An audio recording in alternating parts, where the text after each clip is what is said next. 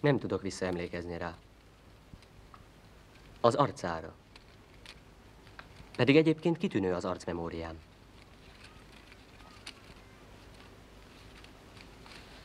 Én most elmegyek Anna nénihez. Ő kicsoda? A nagymamája. Ja, persze. Elkísérem, jó? Nem köszönöm. Egyedül szeretnék menni.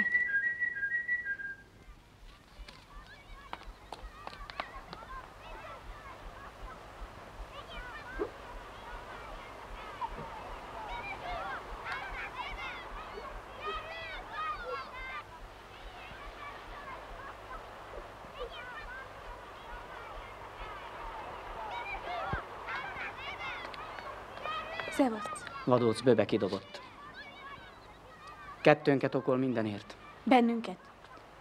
Teljesen ki van borulva. Én még ilyennek életemben nem láttam. Sírógörcsöt kapott. Állandóan azt hajtogatja, hogy elutazik. Isten szerelmére, eredj föl hozzá és csinálj valamit. Téged kidobott? Igen, engem kidobott. Azt mondta, hogy soha többet ne menjek föl hozzá, eredj. Menjél már.